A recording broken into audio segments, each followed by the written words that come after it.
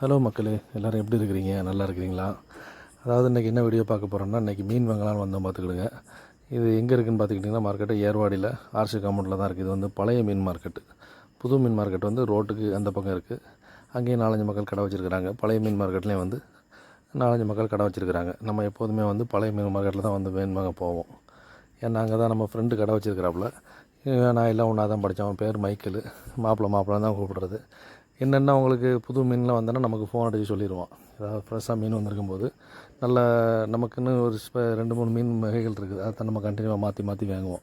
அப்போ அந்த மாதிரி மீன் ஐட்டங்கள்லாம் வரும்போது நமக்கு ஸ்பெஷலாக கால் பண்ணி சொல்லிவிட்டு அந்த மீனை எடுத்து வச்சுருவான் நமக்காக வேண்டி.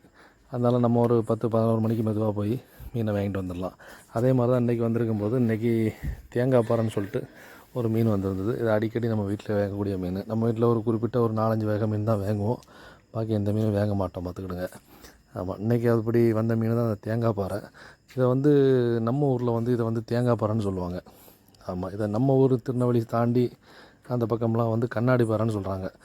டேஸ்ட் வைஸும் பயங்கர டேஸ்ட்டாக இருக்கும். அதாவது நெய் மீனுக்கு டஃப் கொடுக்குற அளவுக்கு பயங்கர டேஸ்ட்டாக இருக்கும். லேசில் கிடைக்காது இந்த மீன்லாம்.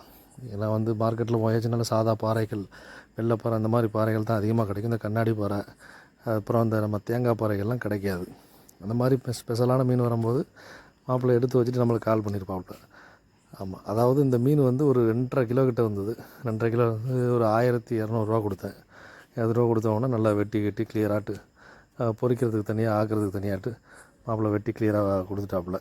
அதே மாதிரி நீங்கள் உங்களுக்கு மீன் வாங்கணும்னு நினச்சிங்கன்னா கரெக்டாக காலைல ஒரு 8:30 மணிக்கெலாம் போயிட்டீங்கன்னா நல்லா ஃப்ரெஷ்ஷான மீன் வாங்கிடலாம். நல்லா ரேட் வைஸும் சீப்பாக கொடுப்பாப்புல. நெருவையும் நல்லாயிருக்கும். போய் காலையிலே போய் வாங்கிக்கிட்டு யூஸ் பண்ணிக்கிடுங்க. ஓகே மக்களே.